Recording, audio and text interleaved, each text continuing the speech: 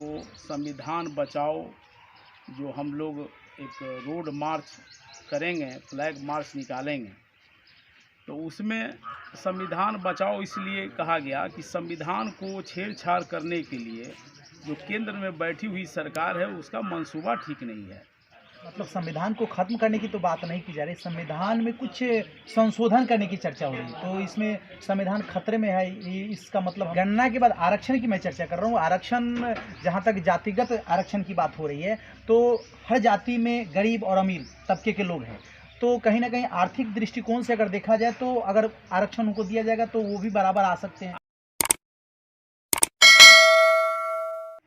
नमस्कार, आप देख रहे हैं विंसम इंडिया और इस वक्त मेरे साथ मौजूद हैं जदयू के जिला अध्यक्ष अल्ताफ आलम उर्फ राजू जी, और आज मैं इनसे कुछ राजनीति चर्चा करने का प्रयास करूंगा। सर, सबसे पहले आपका स्वागत है। बहुत बहुत धन्यवाद।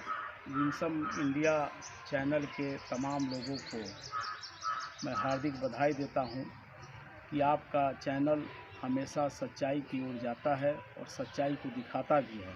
इसलिए आपके चैनल के माध्यम से सारण के तमाम लोगों को मैं धन्यवाद देता हूं, अभिनंदन करता हूं, स्वागत करता हूं।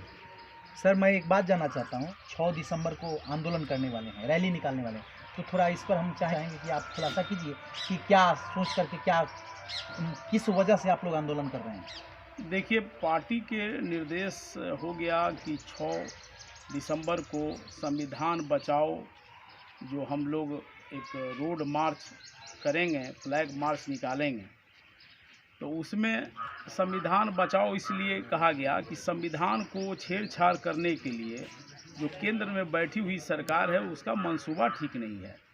वो हमेशा सोच अपना बदल कर और संविधान को, जो संविधान डॉक्टर भीमराव अंबेडकर ने बनाया और उस संविधान में सबका ख्याल रखा गया, हिंदू हो, मुस्लिम हो, सिख हो, ईसाई हो, चाहे सवर्ण समाज हो, अति पिछड़ा हो, अनुसूचित जाति हो, अल्पसंख्यक हो, इस हिंदुस्तान में आज़ाद भारत में रहने वाले लोग जितने लोग हैं उस संविधान के दायरा में बहुत खूबसूरती बनाकर, और संविधान को डॉक्टर भीमराव अंबेडकर ने जब संविधान लागू हुआ और संविधान से, संविधान के रूप रंग में सबको चलना चाहिए। संविधान के तहत कानून भी है, सब संविधान के तहत है।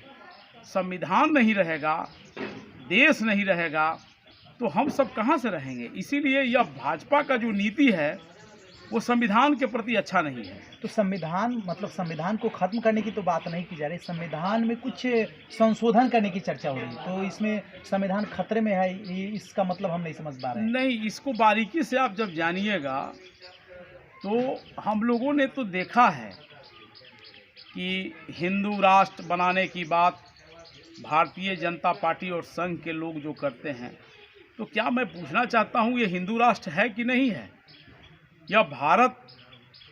तो आप देख सकते हैं कि भारत में हर तरह के लोग हैं और खुशहाल लोग हैं, सब लोग अपना जीवन अपने अपने मन से जीता है, क्योंकि संविधान का बनावट है। और उसमें जो संविधान का जो बदलाव आप कह रहे हैं, तो बदलाव ऐसे नहीं होता है। वो लोग मंशा बनाया हुआ है केंद्र की सरकार कि हमारी सरकार आएगी। अभी 5 राज्यों में चुनाव हुआ, उसमें भी कहीं ना कहीं गृह मंत्री आदरणीय अमित शाह जी बोले हैं कि जब हमारी सरकार आएगी तो अल्पसंख्यक के लिए मैं यह सब आरक्षण ख़त्म कर दूंगा। अरे क्या आरक्षण आप ख़त्म कीजिएगा? और आपने कहा कि SC ST का बरकरार रहेगा, तो ध्रुवीकरण का आप राजनीति करते हैं, जबकि केंद्र सरकार में बैठी हुई उस महत्वपूर्ण कुर्सी पर आप हैं, उस महत्वपूर्ण जगह पर आप गृह मंत्री जी हैं कि आपको तो देश के जो छोटा या बड़ा लोग है सबके हक में आपकी बात करना चाहिए।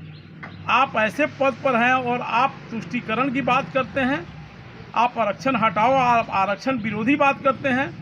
मैं इसलिए कह रहा हूं कि संविधान खतरे में है कि जो आपने स्कॉलर, जो बच्चों को, अति पिछड़ा समाज के बच्चों को, SC ST के बच्चे को जो पहले दिया करते थे, वो सब आपने बंद कर दिया। तो आप हितैषी कहाँ हैं? और आप, मैं समझता हूँ कि आप उस नीति पर चल रहे हैं कि आप जब सत्ता में आ जाइएगा फुलफिल, तो कहिएगा कि यह जो भीमराव अंबेडकर का जो संविधान बना हुआ है उसको भी बदल कर दूसरा संविधान भी बना कर रखा है लोग, उसको हम लोग लागू कर दें। ये तो सब सामने आएगा, लेकिन मैं हिंदुस्तान के तमाम लोगों से कहना चाहता हूँ कि भारत के मंसूबा जो केंद्र में बैठी हुई सरकार है उसके मंसूबे को निस्तो नाबूद आप करें, और जो शांति, भाईचारा, प्रेम, सौहार्द बना हुआ है उसके तहत आप काम करें। सबका साथ और न्याय। आप तो देखे होंगे माननीय मुख्यमंत्री जी जो पटना में 26 तारीख को अनुसूचित जनजाति समाज के लोगों को जो पटना में बुलाएं वेटनरी कॉलेज में, उसमें हम सब लोग गए थे, दूर दूर पूरे बिहार से लोग गए थे। क्या हुआ उसमें? सब लोग नीतीश कुमार को मानता है। नीतीश कुमार एक ऐसे छवि हैं कि सबके साथ सबका विकास चाहते हैं, इसलिए नीतीश कुमार को देश देख रहा है और देश भी याद करता है कि नीतीश कुमार ही उस लायक हैं कि बिहार ही नहीं, बिहार को 18 और 19 साल से जो सजाया है, जुगाया है, वो केंद्र में भी आकर और केंद्र का राजनीति करें। यह लोगों का मानना है, भारत के तमाम लोगों का मानना है। इसलिए नीतीश कुमार से बेहतर कोई उस तरह का बेहतर आदमी नहीं है। सर, मैं एक बात जानना चाहूँगा, आरक्षण की जहाँ तक बात है, आरक्षण आपके दृष्टिकोण से, आर्थिक दृष्टिकोण से आरक्षण बेटर है या जाति दृष्टिकोण से बेटर है? देखिए, अभी गणना हुआ, जो जातिगत गणना आदरणीय मुख्यमंत्री नीतीश कुमार जी ने कराया, मैं सबसे पहले आपके माध्यम से माननीय मुख्यमंत्री को आभार व्यक्त करता हूं, और बिहार के तमाम लोग, सारण के, खास करके मैं सारण का जिला अध्यक्ष हूं, उस नाते सारण के तमाम लोगों के तरफ से माननीय मुख्यमंत्री का आभार, इसलिए कि मुख्यमंत्री जी अपने कसौटी पर ईमानदारी से कितनी व्यवधानें आई कि जातिगत गणना न हो, उसको केंद्र सरकार और भारतीय जनता पार्टी के लोगों ने रोकने का प्रयास किया।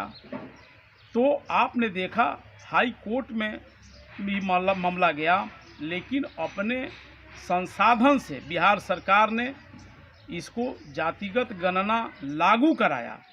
और यह लागू जातिगत गणना इसलिए नहीं हुआ, माननीय मुख्यमंत्री का सोच है कि जो अपर समाज में भी, सवर्ण समाज में भी गरीब तबका के लोग हैं, अति पिछड़ा में भी हैं, सभी जातियों में गरीब तबका है, जो अंतिम पायदान पर रहने वाला व्यक्ति है, उसको भी हम कामयाब करें और सरकार के मुख्यधारा में जोड़ें। यह माननीय नीतीश कुमार का सोच है। तो आपने देखा, खाली सिर्फ जातिगत गणना नहीं कराएं, बल्कि आर्थिक भी मदद कैसे पहुँचे उसका भी रिपोर्ट आ गया है, और सब लोगों का रिपोर्ट आया। माननीय दोनों सदन से सब लोगों ने, जो पार्टियां हैं, अन्य पार्टियां भी इसका समर्थन किया, और यह समर्थन राज्यपाल के यहाँ भी गया और राज्यपाल का भी दस्तखत हुआ, उसमें यह लागू हो गया। माननीय मुख्यमंत्री का सोच है कि सबको सम्मान मिलना चाहिए, इसमें किसी को कमी बेस माननीय मुख्यमंत्री जी नहीं देते। सर, मैं आपसे जानना चाहता हूं कि आरक्षण जातिगत बढ़िया रहेगा या आर्थिक दृष्टिकोण से बढ़िया रहेगा? नहीं, जातिगत तो कराया गया, जातिगत नहीं जानिएगा तो कौन कहाँ कैसे है, किस अवस्था में है, तो पता ही नहीं चलता। जातिगत गणना भी जरूरी था, और आर्थिक भी, उसके ऊपर आर्थिक किसको कितना लाभ मिलेगा उसी ढांचे में ना आया। रिपोर्ट नहीं आता तो पता कैसे चलता कि किस समाज के लोग कितने गरीब हैं? वो आया तभी। दोनों ही महत्वपूर्ण है। नहीं, गणना तो हो गई, गणना के बाद आरक्षण की मैं चर्चा कर रहा हूँ। आरक्षण, जहाँ तक जातिगत आरक्षण की बात हो रही है, तो हर जाति में गरीब और अमीर तबके के लोग हैं, तो कहीं ना कहीं आर्थिक दृष्टिकोण से अगर देखा जाए तो अगर आरक्षण उनको दिया जाएगा तो वो भी बराबर आ सकते हैं। आरक्षण तो मिल गया है। आपने देखा होगा कि 65% आरक्षण अभी बढ़ा है, जो बेहतर हुआ है, और 10% सवर्ण समाज में भी है, तो 75% आरक्षण बढ़ाया गया। इसमें सबको फायदा होगा।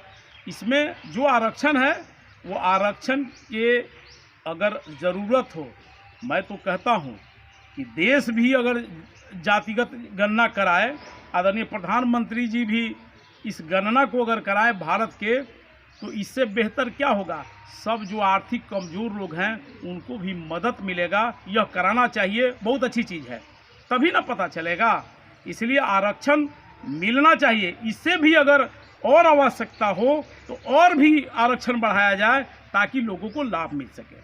तो जो आप लोग 6 तारीख को रैली निकालने वाले हैं, उसमें आप दर्शकों से, जनता से क्या कहना चाहिए? देखिए, 6 तारीख को रैली नहीं, हम लोग मार्च निकालेंगे हेडक्वार्टर से, छपरा से। आदरणीय प्रदेश अध्यक्ष और राष्ट्रीय अध्यक्ष के निर्देशानुसार हमारे प्रदेश अध्यक्ष आदरणीय उमेश सिंह कुशवाहा जी ने एक अखबार के माध्यम से भी और ऐसे भी हम लोगों को जानकारी दिए कि 6 दिसंबर को संविधान बचाओ, आरक्षण बचाओ, हम लोग जो फ्लैग मार्च करेंगे हेडक्वार्टर में, उसको हम लोग निकालेंगे, क्योंकि उसमें सारे पार्टी के लोग, अनुसूचित जाति जनजाति के लोग, अति पिछड़ा, अल्पसंख्यक, तमाम लोग उसमें शामिल हो रहे हैं। और भव्य रूप से पार्टी कार्यालय से यह निकलेगा और थाना चौक होते हुए हम लोग को, म्युनिसिपैलिटी चौक होते हुए फिर हम लोग को वापस हो जाएंगे। इसका समय सारणी फिक्स हो रहा है, फिक्स होने के बाद बता देंगे। लेकिन 6 तारीख को पूरे बिहार में हर ज़िले में यह तैयारी चल रही है, यह मैं आपको बताने का काम कर रहा हूँ। और इसमें हम लोग केंद्र सरकार के गलत नीतियों को, गलत रवैये को हम लोग बताने का काम करेंगे। देखिए, जैसा कि आप सुन रहे हैं, ये जिला अध्यक्ष हैं जदयू के, अल्ताफ आलम उर्फ राजू जी हैं, और इन्होंने बताया कि सरकार, केंद्र सरकार जो संविधान में जो छेड़छाड़ करने का प्रयास करी है, उस संविधान को बचाने के लिए लोग 6 मार्च को रैली निकालेंगे और मार्च करेंगे। और कमेंट में अपनी प्रतिक्रिया जरूर दीजिएगा। जय हिंद, जय भारत।